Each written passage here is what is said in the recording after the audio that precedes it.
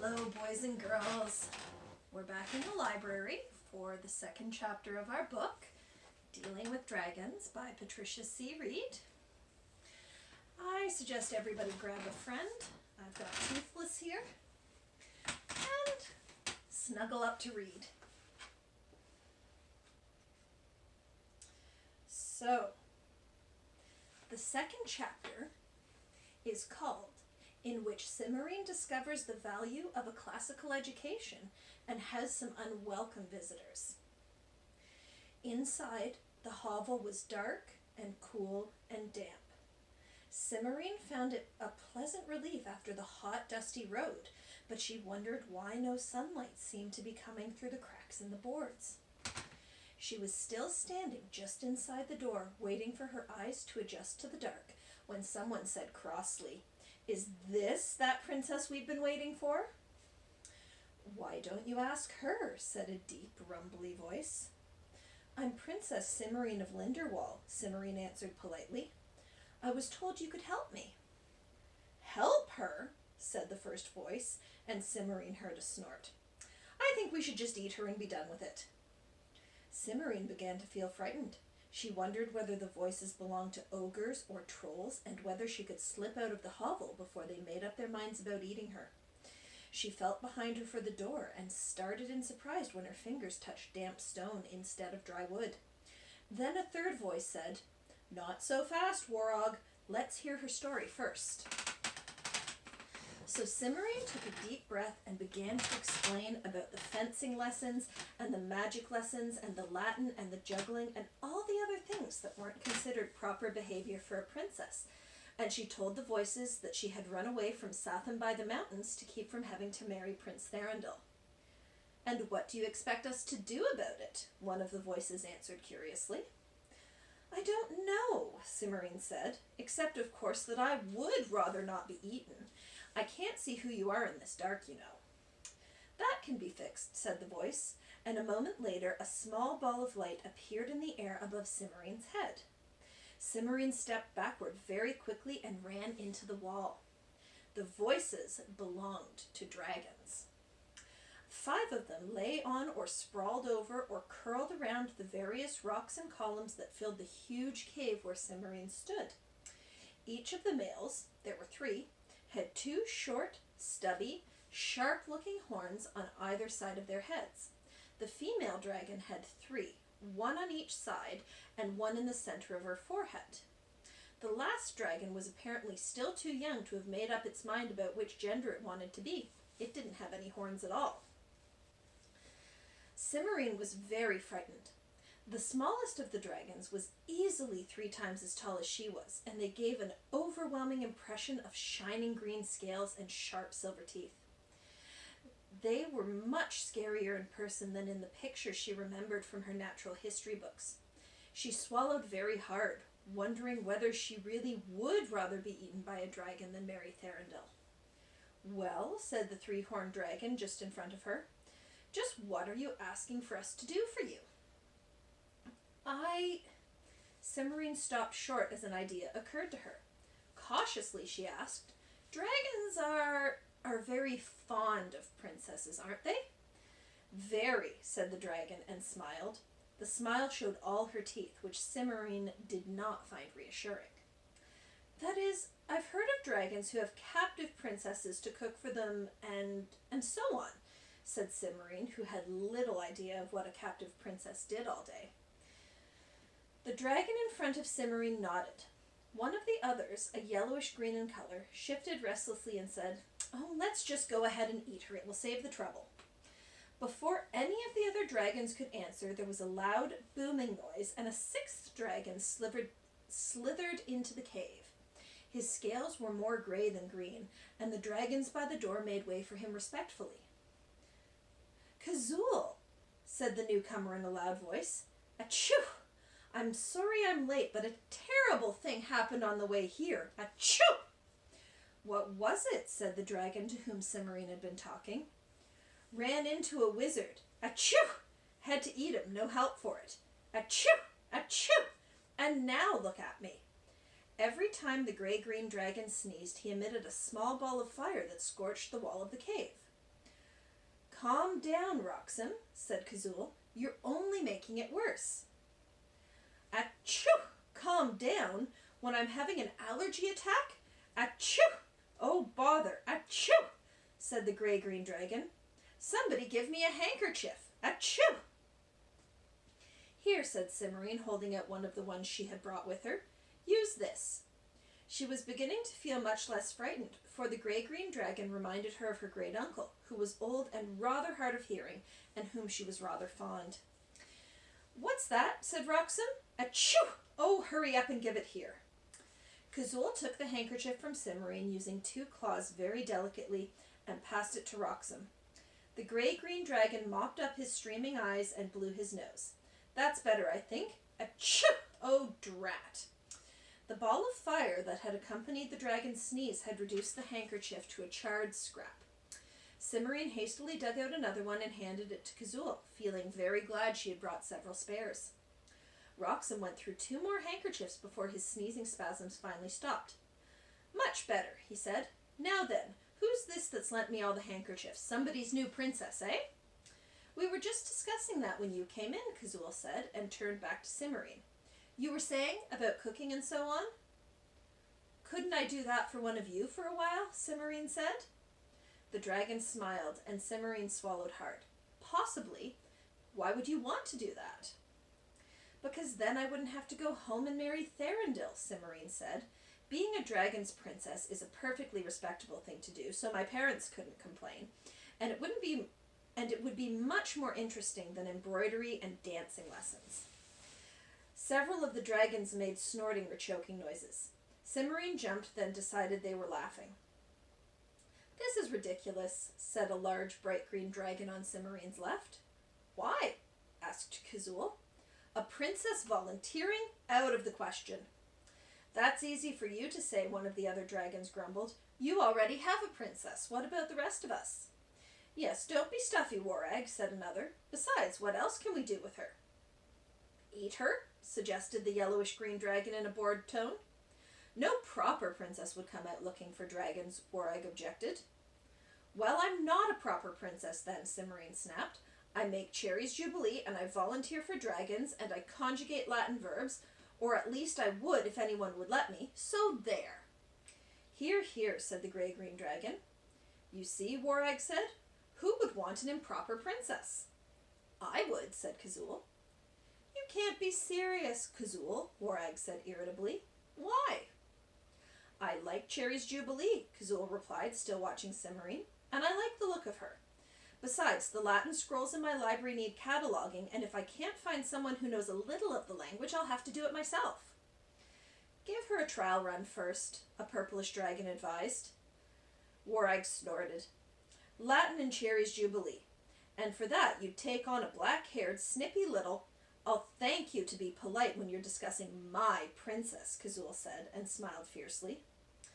Nice little gal, Roxham said, nodding approvingly and waving Cimorene's next-to-last handkerchief.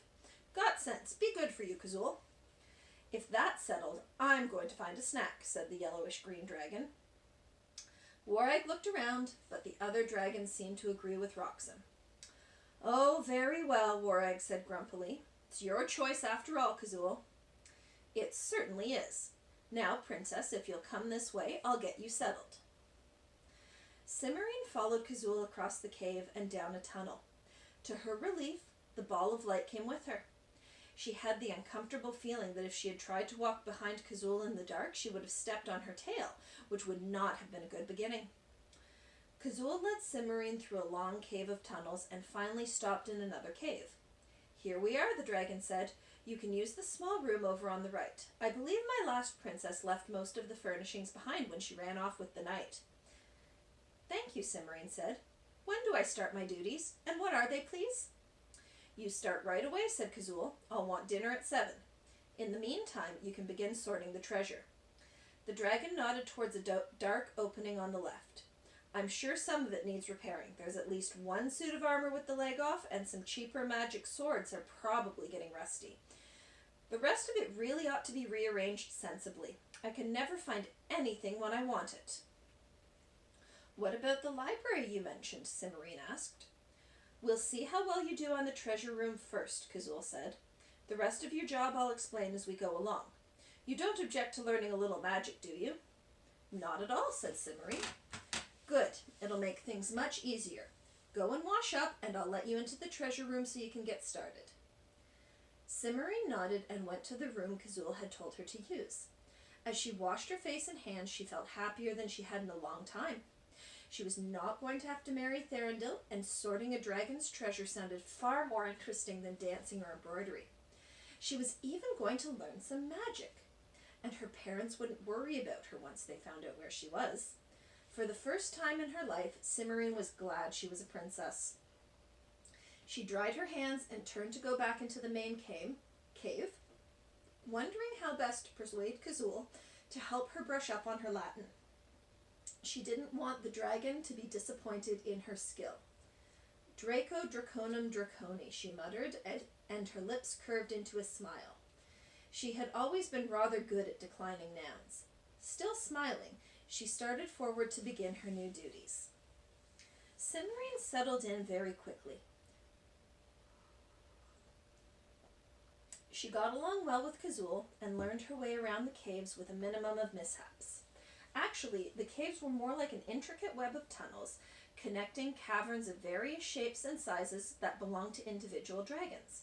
It reminded Cimorene of an underground city with tunnels instead of streets. She had no idea how far the tunnels extended, although she rather suspected that some of them had been magicked, so that when you walked down them, you went a lot further than you thought you were going. Kazul's section of the caves was fairly large. In addition to the kitchen, which was a large cave near the exit, so that there wouldn't be a problem with the smoke from the fire, she had a sleeping cavern, 3 enormous treasure rooms at the far end of an intricate maze of twisty little passages, 2 even more enormous storage rooms for less valuable items, a library, a large bear cave for eating and visiting with other dragons, and the set of rooms assigned to Cimorene. All the caves smelled of dragon, a somewhat musty, smoky, cinnamony smell. Cimorene's first job was to air them out. Cimorene's rooms consisted of 3 small connecting caves, just off Kazul's living cavern. They were furnished very comfortably in a mixture of styles and periods, and it looked just like the guest rooms in most of the castles Cimorene had visited, only without windows. They were much too small for a dragon to get inside. When asked, Kazul said that the dwarfs had made them in return for a favor, and the dragon's tone prevented Cimorene from inquiring too closely into just what sort of favor that had been. By the end of the first week, Cimorene was sure enough of her position to give Kazul a list of things she needed in the kitchen. The previous princess, of whom Cimorene was beginning to have a very poor opinion, had apparently made do with a large skillet with 3 dents and a wobbly handle, a wooden mixing bowl with a crack in it, a badly tarnished copper tea kettle, and an assortment of mismatched plates, cups, and silverware, most of them chipped or bent.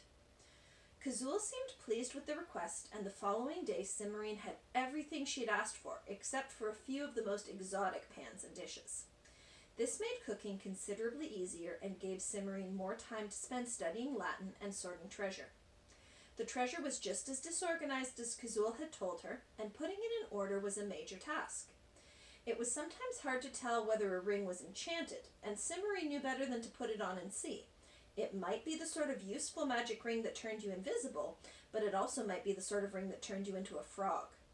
Cimorene did the best she could and kept a pile in the corner for things she was not sure about. There was a great deal of treasure to be sorted.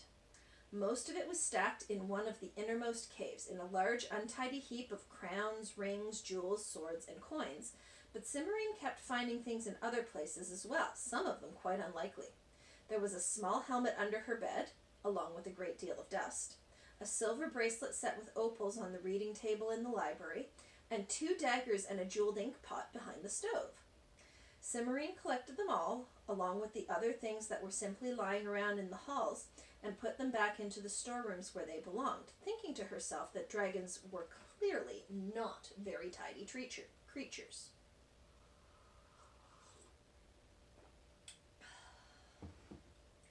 The first of the knights arrived at the end of the second week. Cimorene was busy cleaning swords.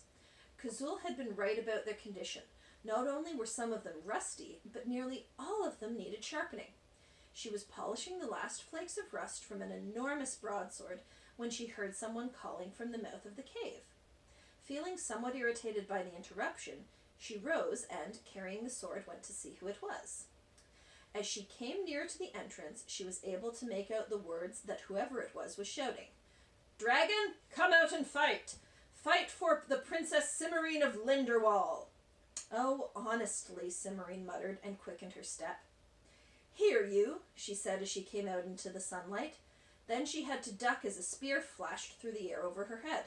"Stop that!" she cried. "I'm Princess Cimorene."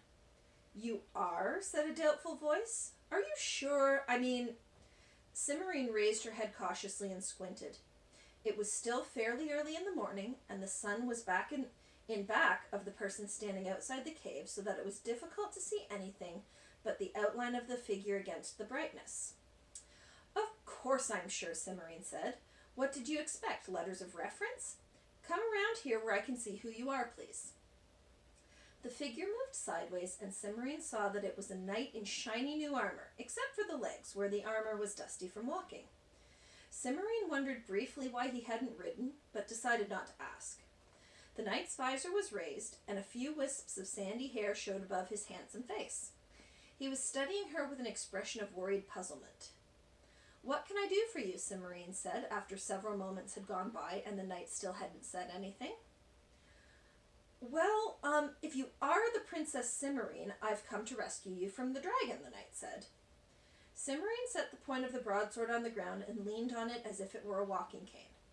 "I thought that might be it," she said, "but I'd rather not be rescued, thank you just the same." "Not be rescued?" The knight's puzzled look deepened. "But princesses always—" "No, they don't," Cimorene said firmly, recognizing the beginning of a familiar argument. "And even if I wanted to be rescued, you're going about it all wrong." "What?" said the knight, thoroughly taken aback. "Shouting, 'Come out and fight,' the way you did. No self-respecting dragon is going to answer to a challenge like that. It sounds like a child's dare. Dragons are very conscious of their dignity, at least all the ones I've met so far." "Oh," said the knight, sounding very crestfallen. "What should I have said?" "Stand forth and do battle is the usual challenge," Cimorene said with authority, remembering her princess lessons. She had always been more interested in what the knights and dragons were supposed to say than in memorizing the places where she was supposed to scream. "But the wording doesn't have to be exact, as long as it's suitably formal. You're new at this, aren't you?" "Rescuing you was going to be my first big quest," the knight said gloomily. Are you sure you don't want to be rescued?" "Quite sure," Cimorene said. "I like living with Kazul." "You like?" The knight stared at her for a moment, then his expression cleared and he said, "Of course, the dragons enchanted you. I should have thought of that before." "Kazul has not enchanted me, and I do not want to be rescued by anybody," Cimorene said, alarmed by the knight's sudden enthusiasm. "This place suits me very well. I like polishing swords and cooking cherries jubilee and reading Latin scrolls.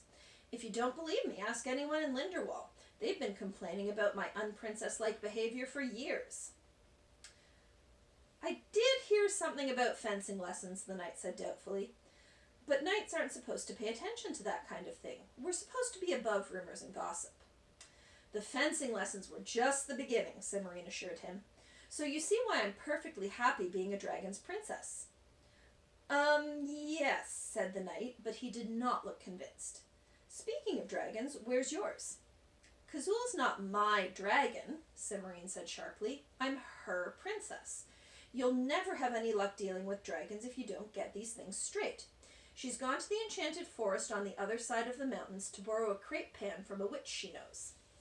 "She's what?" said the knight. "She's gone to borrow a crepe pan," Cimorene repeated in a louder voice. "Perhaps you'd better have your helmet checked when you get back. They're not supposed to interfere with your hearing, but sometimes—" "Oh, I heard you," the knight said.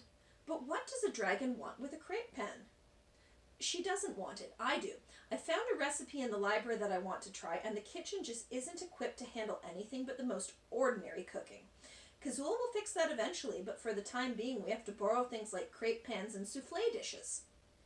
You really do like it here, the knight said wonderingly. Cimorene refrained from replying that this was what she had been trying to tell him all along, and instead said, "How did you know where I was?" "Things get around." The knight waved his hand in a vague manner. "In fact, I had to hurry to make sure I was the first. Half of the kingdom of Linderwall, and a princess's hand in marriage is a reward rich enough to tempt a lot of people who wouldn't normally bother with this sort of thing." "Father's offered half the kingdom to whoever rescues me?"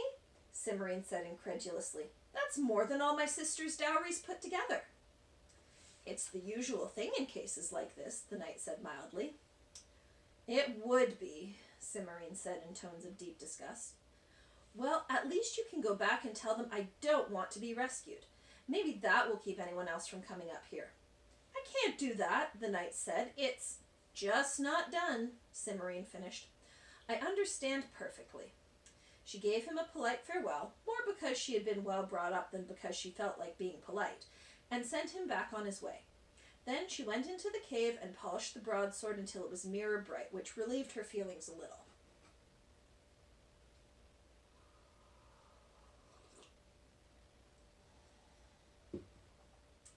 There were 2 nights the following day, and 4 more the day after that. On the 4th day there was only 1, but he was exceptionally stubborn, and it took Cimorene nearly 2 hours to get rid of him. By then she was thoroughly disgusted, and even considered letting Kazul handle the knights from then on. She could not quite bring herself to do it. The knights would certainly attack Kazul as soon as they saw her, since that was what they were coming for, and sooner or later someone would get hurt. Cimorene did not like to think that someone might get hurt trying to rescue her, particularly since she did not want to be rescued. So with a sigh, she decided that she would continue to handle the knights as long as Kazul would let her. Prince Thorindel showed up at the end of the 3rd week. He was limping a little, as if his metal boots pinched his toes, and the feathers attached to the top of his helmet sagged badly. He stopped and carefully struck an impressive pose before issuing the usual challenge. Cimorene was not in a mood to be impressed. Besides, she could see his helmet was a different style from his gold armor, and that the armor had gaps at the knees and elbows and didn't fit together quite right. "Aren't you a little slow?" she asked irritably. "There have been 8 knights here before you." "8?" said the prince, frowning. "I thought by now there'd have been at least 12. Perhaps I'd better come back later." Cimorene stared at him in surprise. "Why?" "Well, it would look better," Thorindel explained seriously. "There's not much glory in defeating a dragon that hasn't already beaten 10 or 15 people at least. Sir Gorlax of the Merced World wouldn't even consider going after a dragon whose score is less than 45. I don't think I want to risk waiting that long, but 8 just doesn't seem like enough." "You're going to go away and wait until Kazul has defeated 15 knights before you come back to rescue me?" Cimorene said. She found Thorindel's smug confidence very annoying, but she didn't like to say so straight out. "Not if you'd rather be rescued now, of course," Thorindel said hastily, "though you ought to consider the advantages, and I expect it wouldn't be so very long." His voice trailed off, and he looked at her hopefully. "I'm afraid it will be a very long time," Cimorene said with satisfaction. "You see, Kazul hasn't defeated any knights at all yet." But I thought you said there'd been 8, Thorindel sputtered. "I said 8 of them had come by. I didn't say they'd fought anybody. I sent them away." "You sent them away," Thorindel repeated, plainly horrified. "But that's not done, I know," Cimorene smiled sweetly. "But I've done it.